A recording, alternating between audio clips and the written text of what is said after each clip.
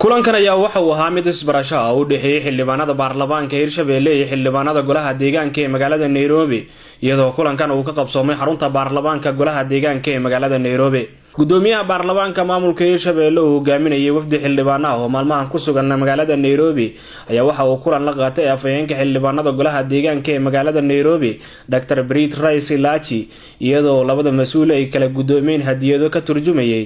wadan walba dhaqanka uu leeyahay intaasi kadib waxaa furmay kulan looga sheekeysanayay qaabka xildhibaanada golaha deegaanka ee magaalada Nairobi ay ku shaqeeyaan waxaana furay kulankan labada gudoon ee Hirshabelle iyo Nairobi xildhibaanada Hirshabelle oo martida ah ayaa su'aalo weydiinayay xildhibaanada golaha deegaanka ee magaalada Nairobi taasi oo ku aadaneyd qaabka ay u shaqeeyaan xildhibaanada golaha deegaanka haddaba kulankan iyo wixii ka soo baxay waxaa ka hadlay xildhibaanada labada dhinac ee Hirshabelle iyo Nairobi waxaa martiqaad noo sameeyay maanta waxaa martiqaad noo sameeyay koontiska Nairobi baarlamaankiisa oo hadda aan kula suganahay annagoo ka faa'iideysanayna qaababka ay u shaqeynayaan insha Allah waxa aan kala noqonana waxaan geyn doonaa dawlad goboleedkeena iyo dadkeena aan dib uga noqon doonaa hadduu Ilaahay idmo waxaan maalmahan u joognaa dalka Kenya caasimadiisa Nairobi workshop ama seminar qof walba sidoo u garanayso annagoo ku matalayna dawlad goboleedka Hirshabelle xildhibaano ka socda ahna gudoomiyaasha gudiyada iyo ku-xigeenadooda iyo xoghayntoda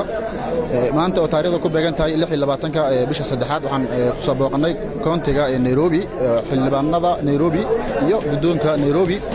aadaan ugu faraxsanahay waxaan isku dhaafsan halkaas aqoon iswaraarsi waxa ayna dheerihiin iyaga cilmi ah iyo annaga waxa aan dheernahay oo cilmi ah waxaan kala kala faa'iidnay qaababka ay u shaqeeyaan sharciyada baarlamaanka ee Kenya iyo midka aqalka hoose ee koontiga waxaan isku kala faa'iidnay waxa qaabka ay u shaqeeyaan iyo annaga qaabka u shaqeeyno magacaygi waxa waayo xildhibaan Asli Maxamuud maanta waxaan lahayn kulan Soomaali ah oo delegation ka imaadeen Hirshabelle dadkii baarlamaanka waxaan isku darsanay shaqada aan anaga baarlamaankeena ka sameeyno iyo shaqada ay baarlamaankooda ka sameeyaan waxaan rajaynaynaa waxay maanta halkan ka barteen inay wadankooda markay aadaan inay naga bartaan naga faa'iidaan maanta waxaa noo yimaadeen qolada baarlamaanka Hirshabelle oo gobolka Hirshabelle marka waan ku faraxsanahay inay soo booqdeen oo waxa aan isdhaafsano in wixii ay halkan ka bartaan xaqooda marka ay ka fuliyaan aan rajaynayna marka arrintii si fiican ay nooga dhacday marka su'aalo fara badan aan weydiin aan ugu jawaabnay dhanka kale markii uu soo dhamaaday kulanka isbarashada iyo qaabka ay u shaqeeyaan xildhibaanada golaha deegaanka ee magaalada Nairobi waxa warbaahinta si wadajir ah ula hadlay labada gudoomiye ee Hirshabelle iyo Nairobi. First, I want to thank the media and also to thank the Speaker of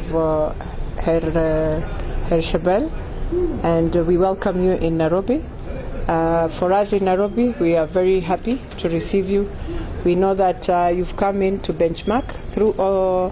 AMISON, and for us, we shall assist the Assembly so that you are able now to work together to understand how you do your rules and regulations. Here in Nairobi, we are at the county government, and the most important thing within Nairobi County is that for us, we always ensure we have followed the procedures of our standing orders, the procedures of the Constitution, and how we link ourselves with the national government. So we want to say thank you very much, and I want to welcome Speaker Osman on behalf of the team of Hirshabelle to enjoy Nairobi, and when you go back home, just give your greetings to your president. Thank you. Maashadayda aniga ufdigayda aan nimid Nairobi waxaa kaloo aad u faraxsanahay inaan la kulmo countiga speakerka madax ka yahay ee Nairobi